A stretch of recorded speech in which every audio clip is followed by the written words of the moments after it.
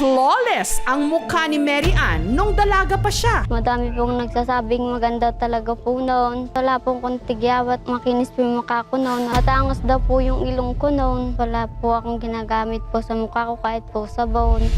Siya yung pinakamaganda sa amin. Siya yung pinakamaputi rin sa amin. Makinis yung mukha niya, maganda. Ito na si Mary Ann ngayon.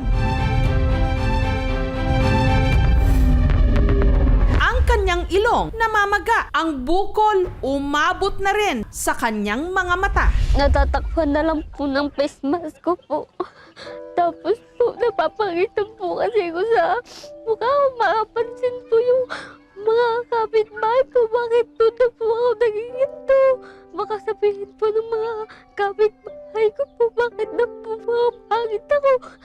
Nahihirapan na rin po ako sa ilong ko po. Nakakasagabal na po yung sa mata ko po. Nakikita ko po yung bukol ko po. Baka po may mabasag po ako, kaya hindi na rin po ako nagtatrabaho sa loob po ng bahay. Paano kung sa paglipas ng mga buwan, pakiramdam mo, unti-unting nabubura ang iyong mukha? Nahirapan rin po ako sa mukha ko. Bakit po naging ganito po ako? Sa unang buwan pa lang ng pagbubuntis ni Mary Ann, Disyembre nung nakaraang taon, napansin na nila ang tumubong gamunggong tigyawa sa kaliwang parte ng kanyang ilong. Sa ikalawang buwan, unti-unti itong lumaki. Namagana rin ang kanyang nose bridge hanggang bumukol na rin ang kanyang noo. Kaya ipina-check up na nila ito. Skin dry daw po yung nakita po ng biopsy ko po. Yung mga balat lang daw po namuo. Hindi rin daw po nila magagamot. Pag uminom po ako ng gamot, baka po maepektuhan po yung baby ko. Inuna ko po yung anak ko kaysa po sa ilong ko po. Tatakot po ako noon, baka makunan yung misis ko. Kaya hindi po namin pinapatingin sa doktor. Sa mga albularyo lang po namin pinapatingin. Maapektuhan daw po yung bata. Pero pagtuntong ng second trimester ng pagbubuntis ni Mary Ann, naapektuhan na ng bukol ang kanyang mata. Ang naging solusyon nila nung panahong yon. Mga malunggay po, aloe vera po, pinapahinan ko na po. Kaya tinatapal-tapal ko na po. Wala pa rin po. Umiinom po ako ng mapait. Wala pa rin po nagbabago po. Walang-wala po kaming pera. Ang inaasahan lang po namin yung mga ayuda po namin noon. Wala naman po akong trabaho dahil sa pandemic po. Matapos ang 9 na buwan, ligtas na nailuwal ni Mary Ann ang kanilang panganay. Pero ang bukol sa kanyang mukha, hindi pa rin nawawala. Naawa po ako sa sitwasyon niya po. Lalo pat may anak po siya. Pandito po ako po ang nag-aalaga sa kanya, pati yung anak niya, tinutulungan ko po. Sa gabi po, pinagmamasdan ko na lang po yung anak ko tapos yung asawa ko po. Wala pa akong magawa dahil mahirap lang po kami. Gusto ko na pong gumaling talaga po. Minsan ko na lang po kinakarga yung mama ko na lang po yung nagkakarga minsan. Ang konting naipon nilang mag-asawa, naubos na sa gasto sa panganganak niya. Kaya ang ninang nila sa kasal, nag-post sa Facebook tungkol sa kalagayan ni Mary Ann. May mga nagmalasakit. Kaya nitong Lunes, nakapagpatingin na si Mary Ann sa doktor at nakapagpa-MRI. Baka sabihin po, cancer po. Hindi po ang kinakatakot ko po. Ayoko pong mabulag.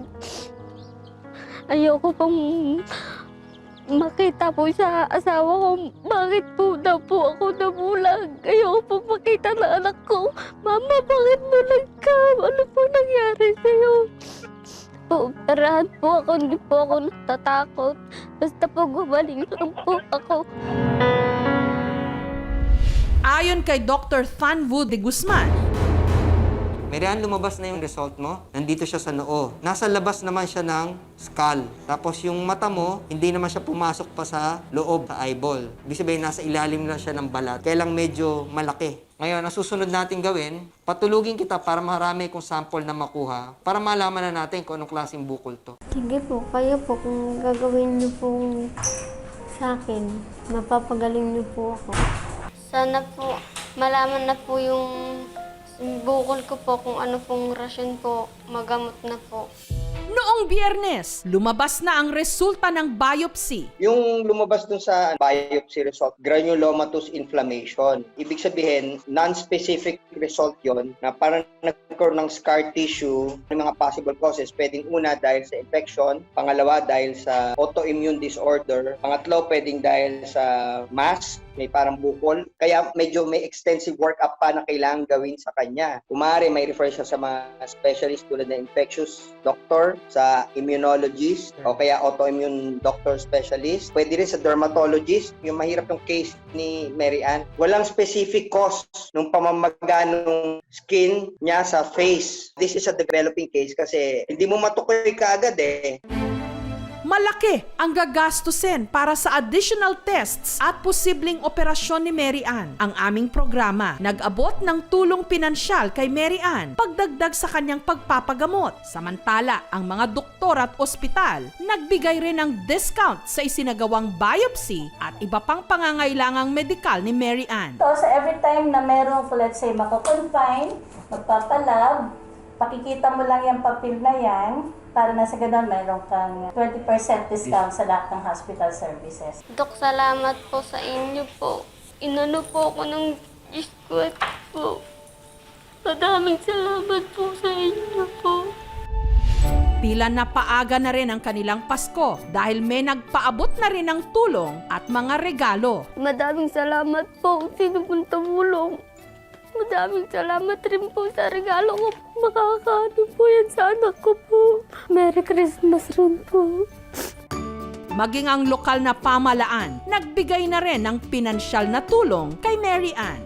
May pinapaabot na tulong ang ating pamahalaan bayan ng Bungabon. Madaming salamat po sa nabigay niyo pong tulong para po mapagamot po ako. Madaming salamat po. Maraming salamat po. Pakiramdam man ni Mary Ann, unti-unti nang nabubura ang kanyang mukha. Pinipilit niyang maging matatag at nananalangin sa tulong ng mga mabubuting loob. May darating pang himala na bubura sa lahat ng kanyang mga pangamba. Hindi po ako nawawalan ng pag-asa. Gusto ko pong makita po ako ng anak ko. Tapos po naasap ako. Magpapasko po. Gusto ko na pong gumalik.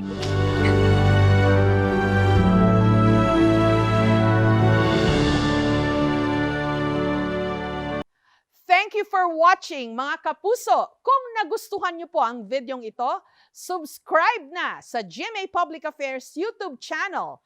And don't forget to hit the bell button for our latest updates.